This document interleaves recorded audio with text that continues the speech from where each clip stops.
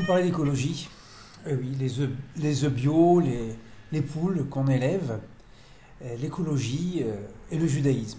Est-ce que le judaïsme a quelque chose à dire? Vous savez qu'on a critiqué la Bible en disant c'est la faute de la Bible si finalement il y a une agression à la nature parce que Dieu a dit à l'homme de conquérir le monde, de l'exploiter, de le dominer.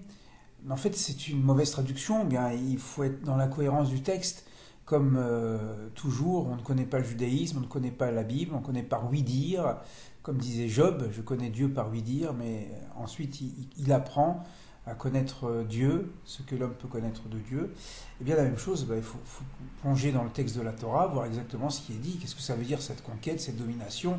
Est-ce qu'on peut imaginer un Dieu qui aurait créé un monde aussi paradisiaque, aussi merveilleux, et puis dire à l'homme, voilà, tu fais ce que tu veux, tu casses la maison, tu coupes les arbres, tu pollues, voilà, je serais très heureux. Quel type de Dieu nous aurions là? Évidemment, il faut regarder le texte dans sa globalité. Et la réponse, en fait, elle se trouve dans le 2e chapitre, qui va décrire en 2 mots peut-être ce que serait la vision de l'écologie du point de vue du judaïsme vis-à-vis de la Bible, peut-être tout simplement les fondamentaux d'une politique écologique. Alors la première idée qui découle de la Bible, du 1er chapitre, c'est que la terre ne nous appartient pas.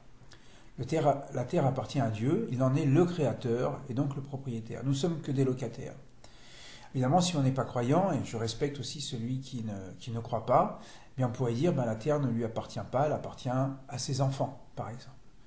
Dans un cas comme dans l'autre, qu'on soit croyant ou qu'on soit géniteur, eh bien on pourrait se dire finalement le monde n'est pas à moi, il est à Dieu. D'ailleurs nous récitons dans le psaume 24 cette formule l'Adonai haaretz umloha tevel vioshveva, que à l'Éternel la terre et tout ce qu'elle enferme. Voilà. D'ailleurs, dans le rite séfarade, ce psaume 24, qui commence justement par reconnaître que tout appartient à Dieu et que Dieu est le maître de gloire, eh bien, récité à Rosh Hashanah et Kippour, sans doute pour rappeler dans cette période d'introspection intérieure que finalement rien ne nous appartient, et combien de conflits existent dans le monde, interpersonnels ou internationaux, parce qu'on veut prendre le bien de l'autre, etc., et qu'on ne veut pas partager, alors que tout appartient à Dieu et qu'on part de ce monde sans rien emporter avec nous. Donc, première idée, le monde ne nous appartient pas. Donc, l'éthique nous oblige à un certain respect. C'est comme un locataire qui est dans une maison, lorsqu'il quitte la maison, eh bien, il y a l'état des lieux, s'il y a des fissures, s'il y a des problèmes dans la plomberie, si on a arraché des parcelles de murs ou je ne sais pas quoi, ou le parquet, il faut payer. Passons maintenant au 2e chapitre de la Genèse qui va nous donner une autre information. Donc, 1er chapitre nous dit que Dieu est le créateur, donc nous sommes que des locataires de ce monde, ou alors nous sommes les locataires du monde que nos enfants vont hériter. Et 2e idée, nous la trouvons dans le 2e chapitre, verset 8. Alors juste avant, Dieu a créé l'homme, donc façonné de la poussière de la terre, et cet homme de terre, ce terreux, ce glébeux, comme traduit en Shoraki, ou bien l'homme qui vient de l'humus, va recevoir le souffle de Dieu. Bien sûr, c'est le langage de la Bible, comme je répète souvent, la Torah n'est pas un livre de science, mais un livre de conscience, c'est pas un livre d'anthropologie, d'archéologie ou de biologie. Elle veut nous dire simplement que l'homme est une complexion. Il y a à la fois le corporel, la matière, il y a le spirituel, il y a le biologique, il y a l'affectif, etc. Tous les éléments qui forment l'homme dans sa complexité. Et cet homme, n'est pas créé dans le jardin d'Éden. Il va être placé dans le jardin d'Éden. Ce qui veut dire que le monde entier n'est pas le jardin d'Éden. C'est un lieu privilégié, c'est un verger où il y a toutes sortes de fruits à cueillir. Voilà. Il y a des fleuves, donc on peut boire, on peut manger, et l'homme est frugivore, voilà. Mais ce n'est pas le monde entier. Et dans cet espace, Dieu va placer l'homme pour 2 raisons. Il y a 2 verbes, leovda ou shomra. Premier verbe, leovda, ça veut dire travailler. Alors qu'est-ce que ça signifie travailler? Le verbe avod en hébreu, aïn bet dalet, signifie toujours transformer la nature. Soit transformer la nature extérieure à moi-même, soit transformer ma propre nature, et c'est la raison pour laquelle le mot avoda désigne aussi dans le Talmud la prière ou le culte de Dieu, qui est une transformation de la nature pour le service de Dieu. Dieu ne fait pas de avoda, il n'y a que l'homme qui fait l'avoda. Ça veut dire quoi? Ça veut dire qu'avant même la faute, parce que, comprenons bien, il n'y a aucune faute pour l'instant. Souvent on croit aussi que le travail, c'est la conséquence de la faute. Non, non, avant la faute, Dieu veut idéalement que l'homme travaille. Et c'est quoi cette idée de travail? Eh bien justement, c'est le don de la terre à l'homme. Dieu a fait l'homme à son image, mais Dieu veut aussi que l'homme fasse la terre à son image. Si l'homme veut construire un bâtiment selon telle architecture, ben, c'est son droit. Si je veux avoir une pelouse anglaise ou une pelouse à la française ou un jardin japonais, c'est mon choix. Voyez, tant que je bonifie, j'aménage le territoire, eh bien, je suis dans la bénédiction de Dieu. Dieu ne veut pas qu'on se croise les bras et qu'on attende que tout tombe du ciel. Non, même dans le paradis, il n'y avait pas de manne qui tombait.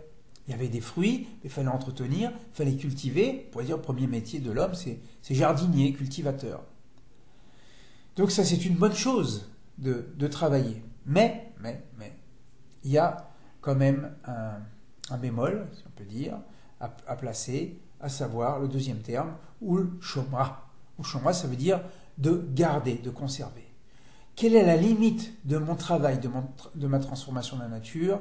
C'est de maintenir la nature en état de vie, en état de marche. Et si mon geste, mon action, ma politique économique, mes choix économiques, en tant qu'entreprise ou autre, vont entraîner des dégradations de la nature et conséquemment des dégradations sur l'être humain, eh bien là, je m'oppose en quelque sorte à la volonté de Dieu. Je ne fais pas la volonté de Dieu. La volonté de Dieu, c'est de travailler, mais c'est aussi de préserver la nature. Voilà quelle est la limite. Vous voyez, c'est exactement comme plus tard, Dieu va dire à Adam, juste le verset d'après, tu peux manger de tout, sauf de ça. Investis-toi, mais retiens-toi. On pourrait dire, voilà, c'est ça le sens des commandements, finalement, c'est profite, jouis de ce monde, améliore ce monde, travaille-le, bonifie-le, mais mets une limite. Moi j'aime bien cette formule de Camus qu'il attribue à son père, un homme ça s'empêche. Voilà, ça ne va pas jusqu'au bout, ça doit respecter la limite. Voilà. Et pourquoi? Parce que dès l'instant il y aura une perturbation dans le monde écologique, il y a des répercussions pour tout le monde. Ça me rappelle ce midrash, n'est-ce pas, de cet homme qui est dans un bateau et qui fait un trou sous sa place. Tout le monde dit, oh là là, on va tous se noyer. Il dit, non, vous vous inquiétez pas, je fais un trou sous ma place uniquement. Il n'y a que moi qui vais me noyer. Voyez. Donc, aujourd'hui, nous savons encore plus et davantage combien nous sommes liés à la nature à nous-mêmes, et peut-être que la nature nous survivra, mais nous ne survivrons pas à la nature. Alors voilà, je crois que c'est une bonne réflexion qui veut nous dire finalement que aimer son prochain, c'est pas seulement son prochain humain, ça bien sûr c'est évident, mais peut-être que mon prochain c'est aussi la nature, c'est tout ce qui n'est pas moi. Et cet enseignement du Talmud qui dit que l'homme doit se dire c'est pour moi que le monde a été créé. Alors c'est pas pour tomber dans la mégalomanie en disant ouais, je suis le centre du monde, c'est moi le plus fort. Non, ça veut dire que le monde il commence, il finit par toi. Imaginez que vous êtes un cercle, ben vous êtes le commencement du cercle et la fin du cercle. Et si vous agissez bien, eh bien il y aura des répercussions positives. Mais si vous agissez mal, eh bien ça sera des ondes négatives pour tout le monde. Voilà. Alors peut-être on pourrait y penser, évidemment, on n'a pas toujours la possibilité d'agir à tous les niveaux, mais simplement d'agir dans son environnement personnel. Peut-être que finalement notre vie elle commence lorsque nous marchons dans la rue, que nous avons un papier dans la main. Qu'est-ce que nous allons en faire? Est-ce qu'on va le jeter ou bien est-ce qu'on va attendre une poubelle? Voilà, ça aussi c'est du judaïsme. Alors à très bientôt. Au revoir.